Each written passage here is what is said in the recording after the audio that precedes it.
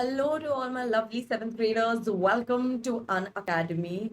And here I am on to take you on a journey on a social ride with educator Nehal Agarwala.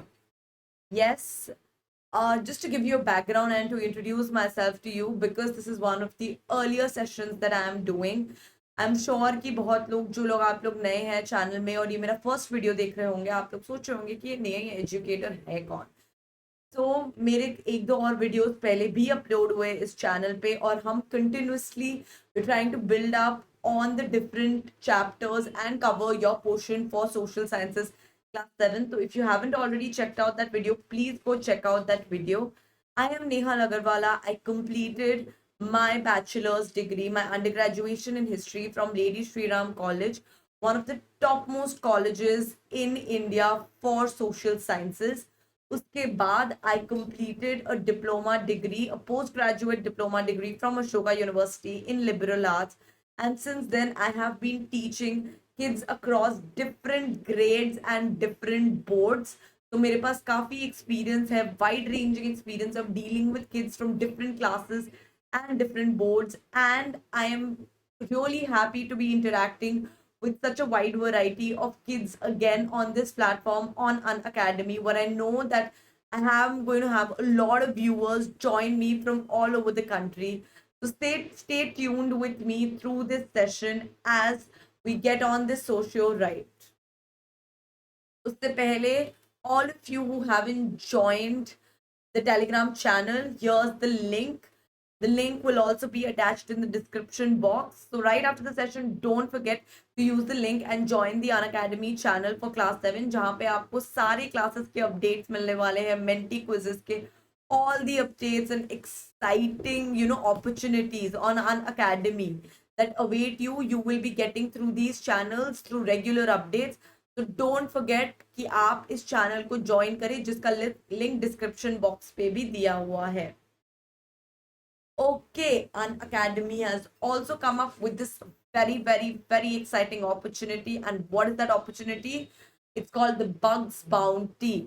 So अब आप बिल्कुल ध्यान से हर video को देख सकते हो ऑफ एवरी एजुकेटर. एंड अगर आपको कोई भी कंटेंट या कुछ भी ऐसा जो एजुकेटर बोल रहा है जो आपको इनअप्रोप्रिएट लगे तो आप उसको रिपोर्ट कर सकते हैं. And if you report that and you are the first one to report that तो आपको एक प्राइज मिलेगा. Yes, you heard it right. Now if you are going to report inappropriate content जो किसी भी एजुकेटर के video में दिखता है, then you will be getting a prize from our side, from the side of an academy. और आप इसको कैसे रिपोर्ट कर सकते हैं? इसको रिपोर्ट करने के लिए एक फॉर्म है जिसका लिंक डिस्क्रिप्शन बॉक्स में दिया गया है. सो आप उस फॉर्म को खोलिए और उस फॉर्म में जाके जो भी कंटेंट आपको गलत या इनअप्रोप्रिएट लगे उस एजुकेटर के वीडियो में उसको आप रिपोर्ट कर सकते हैं और अपने प्राइस को क्लेम कर सकते हैं if you are the first one to report that. साथ ही साथ now Unacademy has come out with this absolutely exciting feature which is ask a doubt. अब आप अनअकैडमी में अनलिमिटेड डाउट्स पूछ सकते हैं किसी भी समय पे. एंड अनअकैडमी इंश्योर करता है कि आपको हाई क्वालिटी सोल्यूशंस दिए जाएंगे in the language of your choice, Hindi and English, ताकि आपके मन में जो भी डाउट्स है, जो भी क्वेश्चंस, जो भी क्यूरियस क्वेश्चंस आ रहे हैं related to that subject, related to that chapter, वो हम जल्दी सॉल्व कर सके and you can be absolutely satisfied with the questions and with the doubts that come to your mind. And साथ ही साथ these doubts will also help you and assist you in any kind of homework or assignments that you have. So don't forget to avail this feature of Unacademy, ask a doubt and get all your curious questions answered. साथ ही साथ अन academy में आपके पास subscription के भी features है. Unacademy provides with plus subscription जिसको आप सब्सक्राइब कर सकते हो ताकि आप अन अकेडमी के स्पेशल फीचर्स को यूज कर सके. आप अपने घर के कंफर्ट से लाइव लेसन्स को एक्सेस कर सके और जितने भी एजुकेटर्स हैं उनके जितने भी कोर्सेज हैं उनका अनलिमिटेड एक्सेस पा सके. साथ ही साथ you can get your live doubt solved, you can get exhaustive coverage of your syllabus, mentorship, guidance, and we also provide you with notes in the form of PDF material. साथ ही साथ we at Unacademy also believe कि आपको progress को track करने के लिए बहुत ज़रूरी है कि हम कॉन्स्टेंटली ये जान सके कि आप कितने बेहतर हो रहे हैं अपने सब्जेक्ट में. And how do we do that? We do that using live quizzes, daily MCQ test, weekly test series, mock tests, practice quizzes, and all of these features are available to you using the Unacademy subscription, the Plus subscription, जिसको use करके you can get access to so many of these amazing features and ace and crack your exams. And now you can also get flat 10% off on this subscription if you use my code NA01. So don't forget that right after class, right after this session, go and check out the Unacademy Plus subscription and subscribe. Choose the package that suits you the best, but the funda is very simple. The longer is the amount of time, the more is the benefit and the lesser is the cost. Yes, you heard it right. आप जितने ज्यादा समय के लिए subscribe करते हैं आपको उतने ज्यादा कम पैसे देने पड़ेंगे बट आपको बेनिफिट सबसे ज्यादा मिलेगा. And in addition to that 10% off also exist अगर आप मेरा कोड NA01 यूज करके इस पे सब्सक्राइब करते हैं. साथ ही साथ Unacademy also offers the iconic subscription जिसमें आपको कुछ और एडिशनल फीचर्स मिलते हैं. You get a personal mentor that is assigned to you और वो मेंटर आपके लिए हमेशा मौजूद होता है to answer any of your doubts, to attend to any of your and also your parents के concern related to your studies, related to anything that they want to ask the mentor. साथ ही साथ वो आपको एक study planner बना के देंगे जो स्पेसिफिकली आपके लिए बना होगा, आपके नीड्स को ध्यान में रखते हुए बना होगा.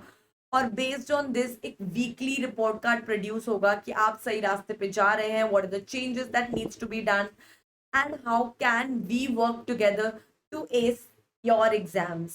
So don't forget to check out these special features of iconic subscription also जिस पे भी 10% off का ऑफर चल रहा है अगर आप मेरा कोड NA01 यूज करते हो. Also, here are these various pricing packages of iconic subscription जिसका भी फंडा सेम है. More number of months you subscribe for, the more are the benefits, but the lesser is the cost. So yes, make sure that you go check out all of these amazing offers and amazing benefits that you get using Unacademy Iconic and Plus subscription. Choose the plan of your choice and use the code NA01 and get 10% off on that so that together we can ace your exams through Unacademy. साथ ही साथ अब Unacademy के iconic subscription पे हमने एक नया feature launch किया है which is one on one live homework help. Yes, what ever homework and assignments जो भी आपको स्कूल में दिया जाता है विच usually makes you feel very burden और आप तंग हो जाते हैं, आपको समझ नहीं आता कि आप उसको अप्रोच कैसे करें. Unacademy is here to help you with that homework, to clarify all your doubts and to also provide you the approach for that, to prepare you for any and every tasks that come along through live mentoring session.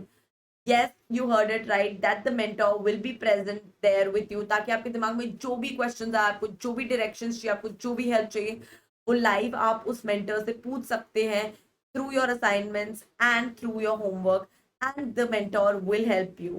So this is the additional feature. So many features using one simple plan and at such affordable cost. And in addition to that 10% off too अगर आप मेरा code NA01 use करते हैं. Now again, Unacademy has also launched another feature which is the free special class features जहाँ पे आप real time educator के साथ इंटरैक्ट कर सकते हैं, क्वेश्चन टैब को यूज करके काफी सारे क्वेश्चंस पूछ सकते हैं. And in these special classes we will have live polls, quizzes to make the lessons and to make these special classes very interesting. साथ ही साथ there'll also be a poll leaderboard which will help you keep track कि आप अपने friends और बाकी viewers से कितने आगे जा रहे हैं and where are you, right? And all of these features and amazing features are for free using the Unacademy free special class features. Now the wait is over. Let's begin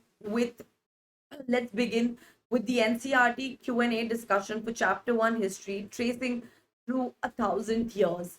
Yes, through this lecture, I'm going to cover all the back question and answers in your NCERT history book for Chapter 1. So if you want, go quickly get your books so that we can do this together through the course of this lecture.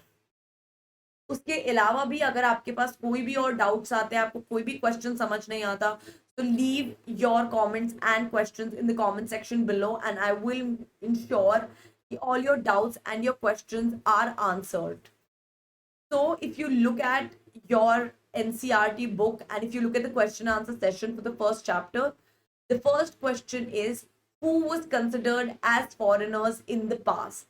पहले के जमाने में foreigners किसे कहा जाता था, फिरंगी किसे मानते थे, right? So if you look at pages 3 and 4 of your book of this chapter, Racing Through the 1,000 Years, जिसको हमने ऑलरेडी अपने लेक्चर में कवर किया है और डिस्कस किया है, you will very easily find what is the answer for this, right? So as we had already discussed पे कि पहले के जमाने में, right, like right now we say foreigner is anyone who is not an Indian, right? But in the medieval period, that is the period that we are studying right now, foreigner was a person who was a stranger, right, who was not a part of your society or culture. जो भी आपको strange दिखे, जो भी आपको अजीब दिखे, जो भी इंसान को आप अपने रोज जिंदगी में नहीं देखते as a part of your society और कल्चर, उस समय के टाइम पे उसे फॉरेनर माना जाता था, राइट? और इसी शब्द को हिंदी में परदेसी और पर्शियन में अजनबी कहते थे. And to make your answer even better and to impress the person who is checking your answer, it is always great to add an example, right? An example like the one जो pages 3 और 4 में आपके NCERT के book में दिया हुआ है, right? So for example, if there is a person who is staying in a village or a city, and if there is a person who comes from the forest, so for the person, that person from the forest will be a foreigner, right? So although that person is a part of India, but that person will still be a foreigner. Why? Because उस समय पे the person from the forest is not a part of the culture and the society of the people of the village or of the people of the city. इसीलिए वो उसे foreigner बोलेंगे, right? या फिर हिंदी में उसे परदेसी या फिर पर्शियन में उसे अजनबी कहेंगे. So this is how, and these are all the points that you should be covering when you're writing the answer, that who was considered as a foreigner in the past, right? So सबसे पहले आप ये बताएंगे कि अभी के time पे हम foreigner किसे consider करते हैं और past में foreigner फिर किसे consider किया जाता था. Okay, so I hope that is clear. Now let's move to the second question. Second question is simple, true and false, right? Sahi ya galat. You need to read the statement and you basically need to say if the statement is true or if the statement is false.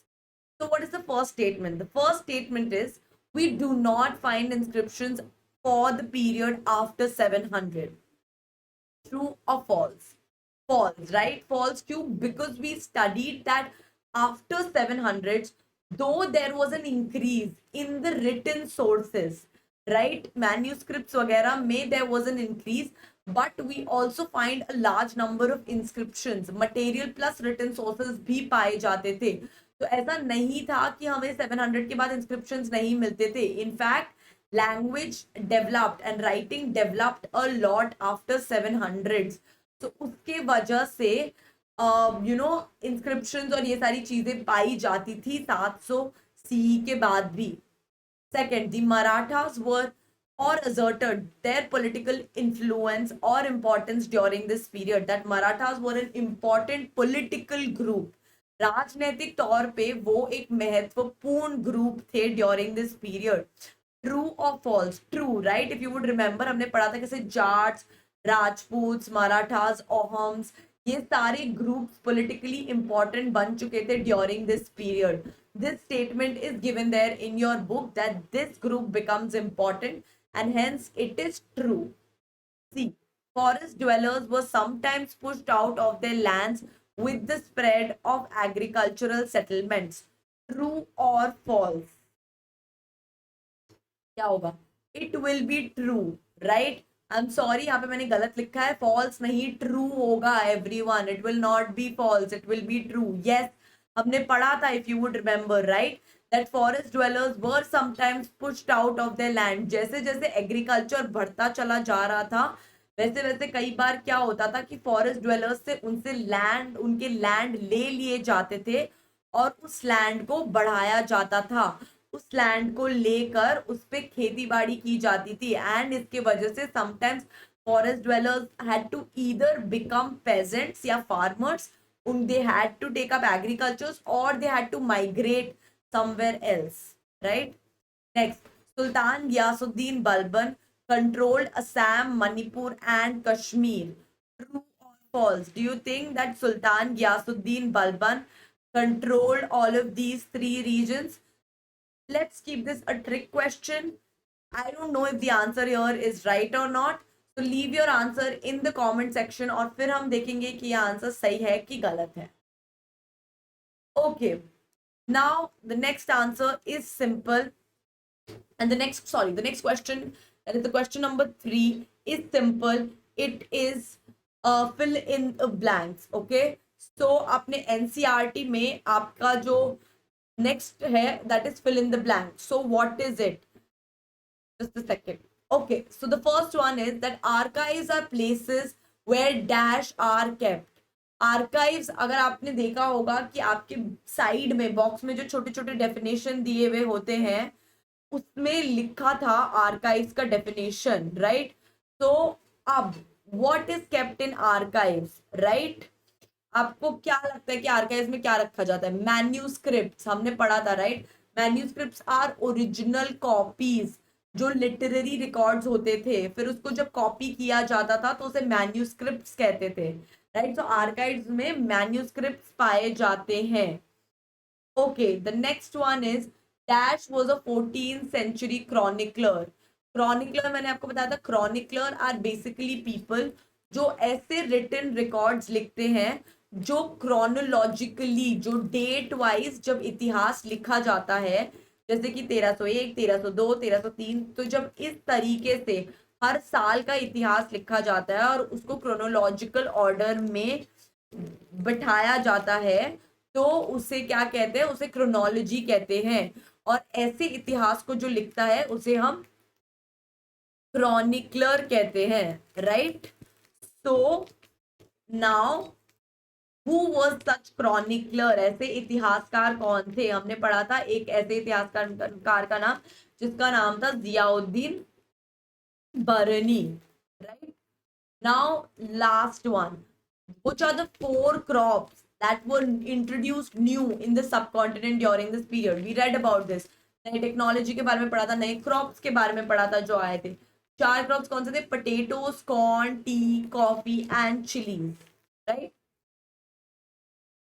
Okay, now the next question is list the technological changes. Technology में क्या changes या क्या नए technology आई थी during this period? तो हमने 3 ऐसे technologies के बारे में पढ़ा था. The first one was a Persian wheel, जिसकी पिक्चर आपके बुक में दी हुई है, पेजेस 6 और 7 को खोलो. Second was a spinning wheel और अ चरखा, जो वीविंग के लिए काम आता था. एंड लास्ट वन वाज बारूद या फायर आर्म्स इन कॉम्बैट, जो लड़ाइयों और वॉर्स में काम आता था. तो these were the new technologies that, जो नई टेक्नोलॉजी में प्रगति हुई थी, that was introduced during this period. Which period? The medieval period, जिसके बारे में हम बात कर रहे हैं.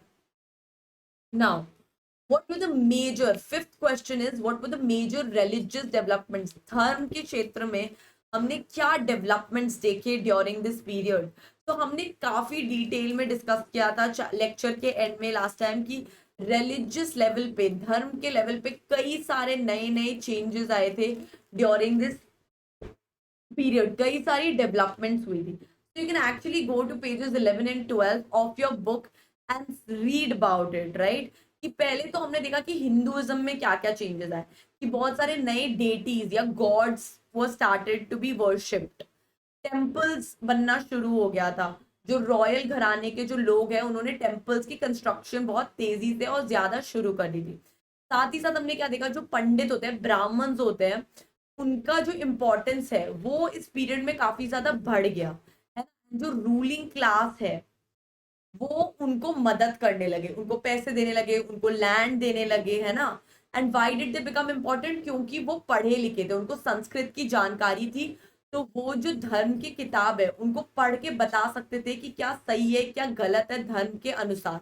वो बेसिकली ये बताते थे कि क्या करने से आपको पुण्य मिलेगा, क्या करने से आपको पाप मिलेगा, and all of these things. क्योंकि उनको संस्कृत की जानकारी थी और वो एजुकेटेड थे, इसीलिए दे became very very important, right. And ruling class वाले जो लोग थे वो एक तरीके से उनको सपोर्ट भी करने लग गए थे, तो इसीलिए उनकी रिस्पेक्ट सोसाइटी में काफी ज्यादा बढ़ गई थी। तो ये जो तीन चेंजेस थे ये हुआ था हिंदुइज्म में। साथ ही साथ एक नया धार्मिक मूवमेंट शुरू हो गया, रिलीजियस मूवमेंट जिसे कहते हैं भक्ति मूवमेंट। जिसमें क्या हुआ, दिस वाज ऑपोजिट। इसमें क्या हुआ, उन्होंने कहा कि हमें पंडितों की, हमें ब्राह्मण्स की जरूरत ही नहीं है, rather we will directly worship. Usually क्या होता है कि यू यूजुअली सी कि आप मंदिर में जाते हैं तो एक प्रीस्ट होता है ना, तो priest is basically like the intermediate person.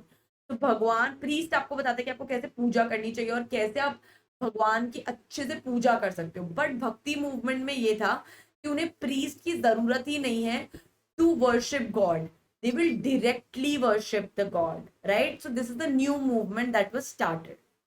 साथ ही साथ एक और नया रिलीजन आया था इन इंडिया, उस रिलीजन का नाम था इस्लाम, राइट। तो Muslims also came to India, जैसे ट्रेड बढ़ा, आपस में व्यापार बढ़ा, मूवमेंट बढ़ा, तो new people started coming in, right. And as a result of which धीरे धीरे करके एक नया रिलीजन इंट्रोड्यूस होना स्टार्ट हो गया जिसका नाम था इस्लाम, जिसमें वो अल्लाह को वर्शिप करते थे। और उनका होली बुक, जैसे हमारा होली बुक इस भगवत गीता, हिंदूज का होली बुक इस भगवत गीता, इस्लाम और सिख्स का इस गुरु ग्रंथ साहिब, वैसे इस्लाम का इस कुरान, राइट। तो these are the three major sorry these are the three major development जो हमें इस पीरियड के दौरान दिखते हैं। You can read about this in detail. वैसे तो अगर आप ये आंसर में ये तीनों एस्पेक्ट्स कवर कर सकते हो तो आपको पूरे नंबर मिलने से कोई नहीं रोक सकता, right. And this answer is present in pages 11th and 12th of your NCERT book. Now let's move to the next question, the sixth question. In what ways has the term Hindustan changed over century? अगर आपको याद हो तो मैंने आपको lecture की starting में बताया था कि कैसे जो शब्द है उसके मतलब को हमें कॉन्टेक्स्ट में पढ़ना बहुत जरूरी है, कि किस बैकग्राउंड में, किस सिचुएशन में वो शब्द यूज किया जा रहा है, हमें वो देखना बहुत जरूरी है। और जब हम एक चीज पढ़ रहे होते हैं, एक टेक्स्ट पढ़ रहे होते हैं, एक लिटरेरी अकाउंट पढ़ रहे होते हैं जो इतिहास में लिखा जाता है, हमें उस शब्द का क्या यूज किया गया और उस समय पे उस शब्द का क्या मतलब है ये जानना बहुत जरूरी है। क्योंकि एक शब्द का जो मतलब है वो टाइम के साथ बदल सकता है, राइट। जैसे foreigner was one such word जिसके बारे में हमने पढ़ा। दूसरा वर्ड ऐसा है जो है हिंदुस्तान। तो हिंदुस्तान को जैसे हम अभी समझते हैं उसका मतलब होता है इंडिया। हिंदी में हम इंडिया को हिंदुस्तान कहते हैं, मतलब एक नेशन स्टेट, एक राज्य जिसकी अपनी सरकार है, अपनी बाउंड्री है, जहाँ के लोग हैं, जहाँ का अपना नेशनल एंथम है, एक फ्लैग है, राइट। जहाँ के लोगों का एक सिमिलर कल्चर है, एक सिमिलर इतिहास है, तो उसे हम कहते हैं नेशन स्टेट, राइट। बट 13वीं सदी में हिंदुस्तान का मतलब कुछ और था।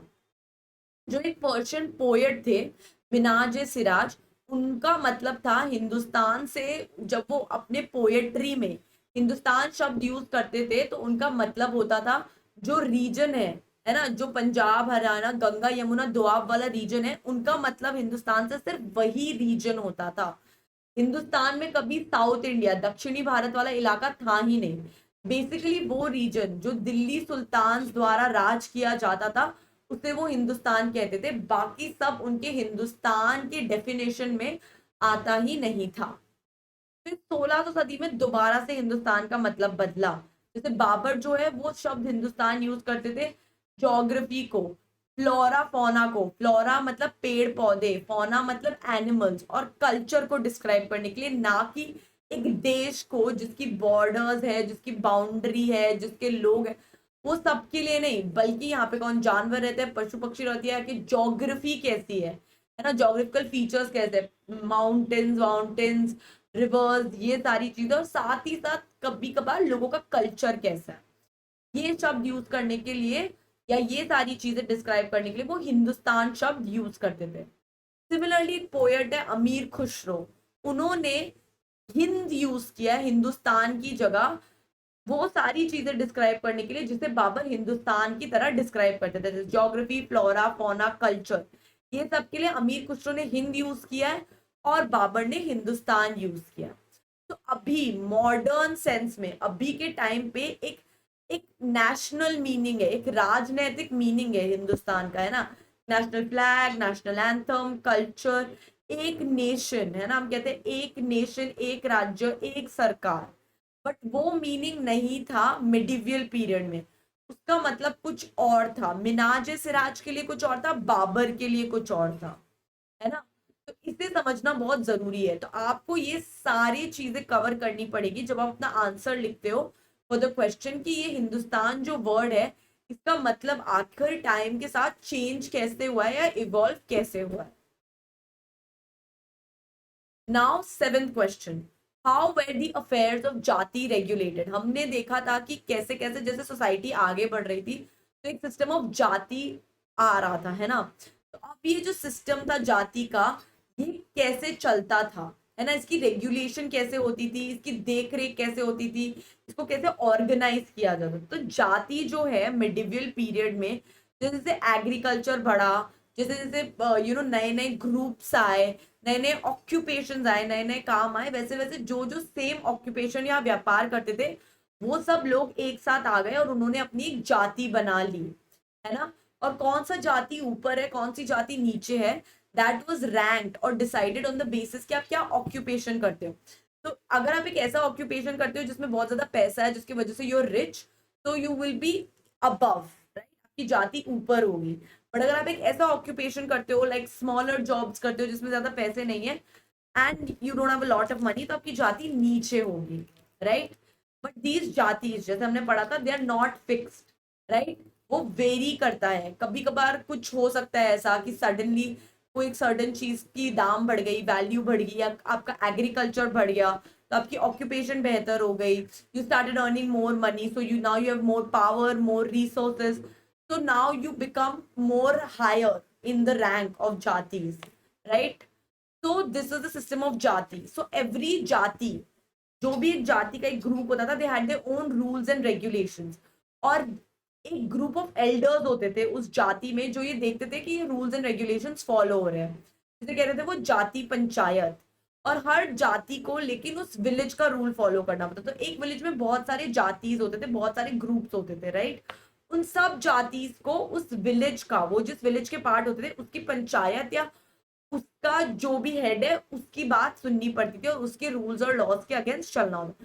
तो हर जाति का अपना लॉज और रूल्स तो था ही और अपने अपनी पंचायत तो था ही, बट उनको साथ ही साथ विलेज का भी रूल्स, लॉज और पंचायत को फॉलो करना पड़ता था, ठीक है। और ये जो विलेज होते थे they were usually govern by chieftain, जो चीफटेन होते थे वो उस विलेज के रूल्स, लॉज, रेगुलेशंस को गवर्न करते थे। Now, the eighth question. What does the term pan-regional empire mean? तो इसका आंसर पेजेस 9 और 10 में दिया हुआ है। तो अगर आप पेज 9 और 10 खोलोगे तो आपको इसका आंसर मिलेगा। The term pan-regional empire was used in the sense of an area of empire spanning across diverse regions, right? जैसे मैंने आपको एग्जांपल दिया था डायनेस्टीज का, जैसे चोलास, खिलजीज, तुगलक्स, मुगल्स, इनका जो एम्पायर है वो सिर्फ एक ही रीजन तक सीमित नहीं था, वो काफी सारे रीजन्स को कवर करता था, है ना।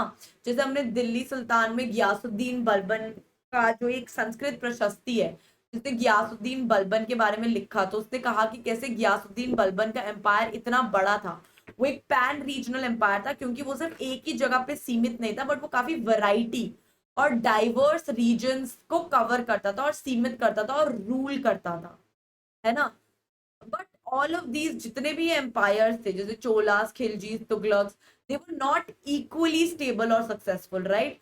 some of these pan regional empires which used to cover different areas, some were more stable and successful, others were less stable and successful, right। so वो difference हमेशा होता था। एंड जब भी एक pan regional empire use to end, तो हमने ये भी पढ़ा था कि कैसे वो अपनी एक छाप छोड़ के जाते थे, अपनी एक लेगेसी छोड़ के जाते थे, है ना। बट ये जो रीजन्स होते थे, जो अलग अलग रीजन्स जिनमें वो होते थे, उनका एक लोकल कल्चर और कैरेक्टर तो होता था, बट ये जो बड़ा एम्पायर है जिसके अंडर वो होते थे, उसकी भी कुछ कुछ फीचर्स है जो उनके लोकल उसमें मिल जाती थी या उसको इन्फ्लुएंस करती थी, राइट। जैसे मैंने आपको एग्जांपल दिया था ब्रिटिश का, कि कैसे जब ब्रिटिश आए तो अपने साथ वेस्ट का कल्चर लेकर आए, तो जब वो चले गए तो ऐसा नहीं है कि वेस्ट का कल्चर बिल्कुल खत्म हो गया, उन्होंने कुछ कुछ छाप अपनी छोड़ दी और आज भी हम कुछ वेस्ट का कल्चर फॉलो करते हैं, इनफैक्ट काफी कुछ। बट ऐसा नहीं है कि हमारा लोकल कल्चर बिल्कुल ही खत्म हो चुका है, हमारा लोकल कल्चर भी है, बट साथ ही साथ थोड़ा वेस्ट का भी इन्फ्लुएंस है। तो पैन रीजनल एम्पायर्स में भी यही होता था कि जब वो खत्म हो जाते थे तो उनका इन्फ्लुएंस रहता था, बट ये जो लोकल कल्चर्स है उनका खुद का भी एक एलिमेंट होता था जो रहता था, है ना। So these are the points that you will cover, and this answer is present in pages 9 and 10 of your NCRT book. Now the next question. What are the difficulties? क्या क्या difficulties है जो historians face करते हैं जब वो manuscript को use कर रहे होते हैं, right? So this answer is present in the starting of the chapter in pages 5 and 6. हमने काफी डिटेल में डिस्कस किया था जब हम अपने लेक्चर को कवर कर रहे थे कि मैन्यूस्क्रिप्ट्स की वजह से क्या क्या दिक्कतें आती थी। तो उस समय हमने क्या पढ़ा कि ऑल्दो जो पेजेस है वो काफी इजीली अवेलेबल थे, चीप हो गए थे, तो मैन्यूस्क्रिप्ट्स को लिखना इजी हो गया था, है ना। लोग कॉपी करते चले जाते थे एक रिटन सोर्स को, है ना। जैसे एक ओरिजिनल एक पोएट्री लिखी है जैसे मिनाज सिराज ने, तो लोग उसको कॉपी करते थे, उसका एक मैन्युस्क्रिप्ट बनाते थे, फिर उसको दोबारा कॉपी करते थे, है ना, ताकि वो उसको प्रिजर्व कर सके over the period of time, है ना, उस इतिहास को। लेकिन उनको लिखना पड़ता था उस समय, और जो लोग लिखते थे उनको हम क्या कहते थे, स्क्राइब्स। क्यों लिखते थे? क्योंकि उस समय प्रिंटिंग प्रेस नहीं आता। प्रिंटिंग प्रेस सबसे पहली बार 1400 सदी में आता है ना। तो अभी हम बात कर रहे हैं 700-800 सदी के बारे में, जब प्रिंटिंग प्रेस नहीं था। तो ये जो लोग हैं स्क्राइब्स, इनको कॉपी करना होता था जो भी लिखना होता था, एंड कॉपी करना काफी डिफिकल्ट होता था। कई बार उनको हैंड राइटिंग समझ नहीं आती थी, तो वो उनको जितना भी समझ आता था वो अपने हिसाब से, कई बार कुछ अपने समझ के हिसाब से कॉपी कर लेते थे। तो इसीलिए कई बार चीजों का मतलब बदल जाता था। तो ऐसे धीरे धीरे करके जैसे जैसे नए मैन्यूस्क्रिप्ट्स आने लगे, तो over the years the same original जो लिटरेरी रिकॉर्ड है, over the years when they were copied through manuscripts, उसका मतलब बदलता चले गया। एंड कई बार ऐसा होता था कि वो ओरिजिनल जो टेक्स्ट है वो मैन्यूस्क्रिप्ट्स की जो कॉपीज है they became very very different. तो इसीलिए historians when they were reading a manuscripts they had to be very very careful, and sometimes they had to read all of these manuscripts if they were available to actually try and understand कि original text में लिखा क्या गया था, है ना। Because over the years कॉपिंग की वजह से काफी सारे चेंजेस आ जाते थे इन मैन्यूस्क्रिप्ट में। so this was the major difficulties that historians faced when they were using a manuscript. तो अगर आप ये चारों पांचों पॉइंट्स कवर करते हो, that is given in pages 5 and 6 of your answer, so your answer will be absolutely complete. तो आपको ये सारे पॉइंट्स कवर करने हैं। Now, finally, the last question. How do historians divide the past into periods?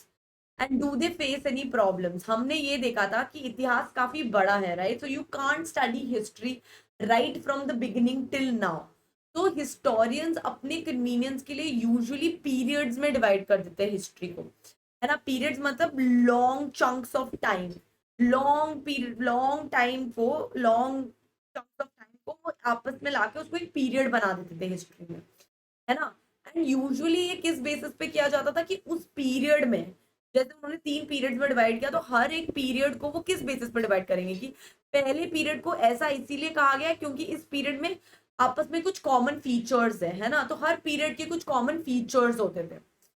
तो पहले क्या होता था कि हिस्टोरियंस घंटे के हिसाब से या दिन के हिसाब से तो हिस्ट्री लिख नहीं सकते, it's impossible because it's such a long time. तो इसीलिए वो साल के हिसाब से या कुछ इंपॉर्टेंट डेज या डेट्स को अकाउंट में रख के हिस्ट्री लिखते थे।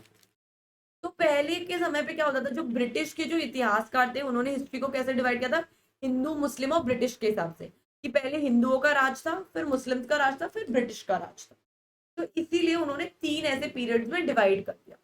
लेकिन धीरे धीरे जैसे जैसे आगे बढ़े, इतिहास की पढ़ाई जैसे जैसे आगे बढ़ी and historian started studying history more seriously, उनको रियलाइज हुआ यार दिस इज प्रॉब्लमैटिक, ऐसे तो हिस्ट्री नहीं पढ़ी जा सकती। बिकॉज ऐसा नहीं है कि और कोई इंपॉर्टेंट डेवलपमेंट्स हुए ही नहीं थे. There were various other developments in economy, in society, culture. And ऐसा नहीं था कि सिर्फ रिलीजन के बेसिस पे आप डिवाइड कर सकते हो इतिहास को.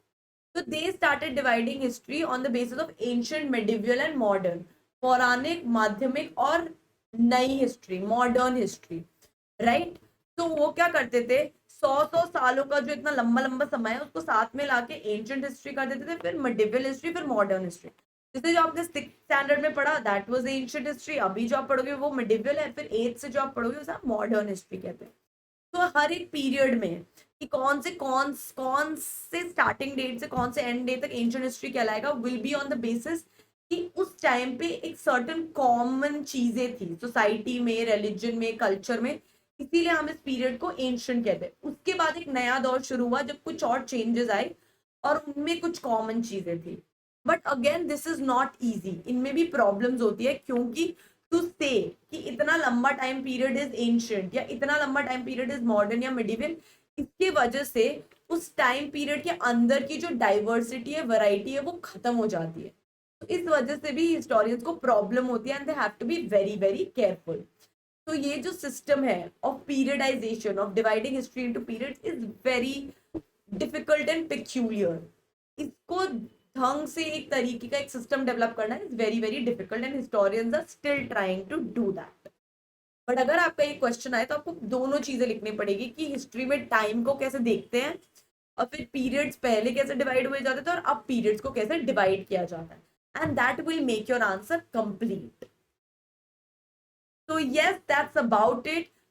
Through this entire chapter in one shot, we covered the NCRT back question answers of chapter 1, and now I'm sure you're ready to ace chapter 1, right? कोई भी doubts आपको कुछ भी समझ नहीं आ रहा हो, make sure that you drop your question in the comment section below. साथ ही साथ मेरे को last fill in the blank का ट्रू या फॉल्स क्या जवाब होगा वो देना मत भूलिएगा. In your comment section, I will be waiting for your responses.